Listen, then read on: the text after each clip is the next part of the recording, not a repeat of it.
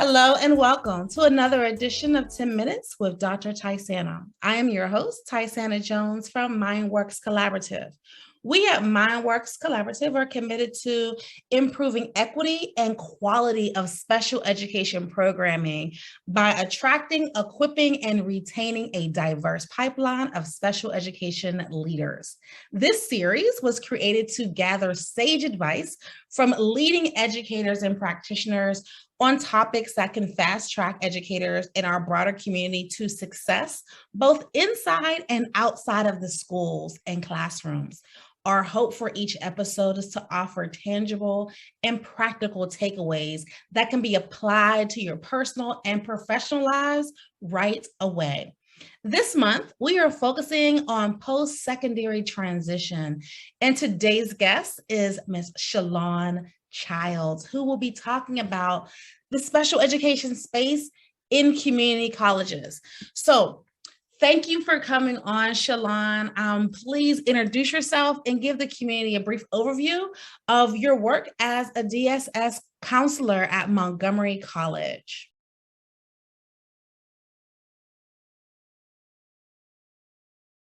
Thank you for having me, Tysana. My name is Shalawn Childs, and I currently am the college-wide chair of Disability Support Services. It's an acting position, so it's temporary. And I also am doing the counseling piece, working with students to provide accommodations. I'm located at the Rockville campus. We do have 3 campuses for Montgomery College.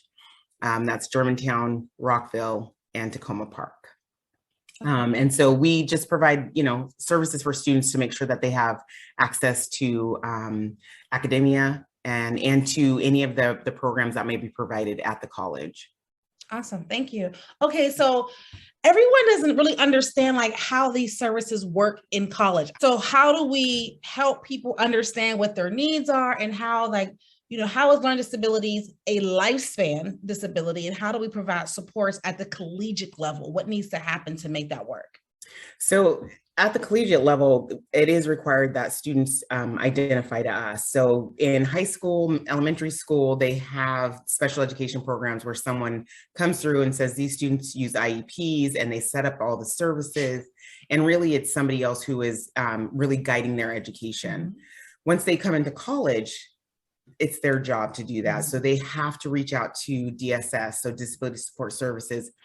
The names on the different colleges are going to be different. Some are disability resource centers. So, students, parents, any of the support services that they have in the high schools, in their whatever area they are in, should just be looking for disability support services at the college that the student is trying to go to. So at Montgomery College, we are Disability Support Services. Students must identify to us. They submit an application providing information on who they are, their disability, some of the accommodations they might have used in the past. And then we have an interactive process where we look at documentation. That could be IEPs, it could be 504s, any type of psychological or neuropsychological, educational psychological evaluations that are done. And we take that information along with this interview that we do, the interactive process, to find out the impact of the disability on the student. And so that's how we try and figure out what accommodations at the college level are going to work best for the student, because an accommodation that they might have had in high school does not always transfer over to college. Awesome. So what I picked up, and I just want people to hear this, is it is not university-led. No one's coming in looking for you. No one's coming to find out if you had your updated triannual. No one's coming to ask you if you need help or do you need services. It has to be student-led, family-led. Correct. We have to be a part of that process. This is where that advocacy piece and self-determination piece from the K-12 space applies in the collegiate level area, as well as in different jobs and things. So it has to be led by the student and the families in order for services to actually happen. So let's talk about some tips. We like to give tips, people, like these 3 things that you want to offer students and families as they're preparing to transition from that K-12 space so they can be supported in the post-secondary space. What are 3 things that you want people to know and No, forever and ever. So one thing for sure, in Montgomery County, MCPS works very closely with Montgomery College, and that is not always the case in some of the other public school settings. But, for students who have IEPs or 504s, make sure to talk to your counselors at the high school and find out, if you're going to Montgomery College or Frederick Community College or whatever community college you're going, make sure to ask about their disability support services and what needs to happen. Many times we will do an information night for students and their parents to come to ask questions. We give information about what we provide, and then we, open it up for questions for students and for parents. And so ask about those. Is there any information that their counselor might have on the community college that they're trying to go to?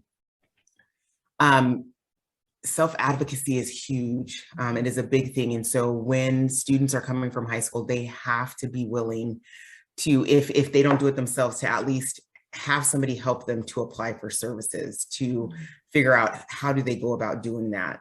And then, again, if you can get in on any type of information session to find out more about the process, what's required, the differences, is usually a huge shock for parents and for students when it comes from going from K through 12 to college. So to just do some research on that, those are the best things for getting in to, to the college and getting set up with services. And then once they're there, that self-advocacy piece has to remain, but they need to understand, like, that's what the counselors are there for too. So even if the student can't go to their professor, to always reach out to their DSS counselor if they have a problem about anything. And it could be a question where they feel is so random.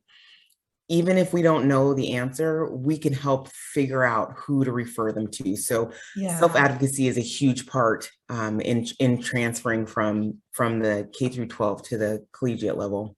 Awesome. So ask questions, ask questions, ask questions.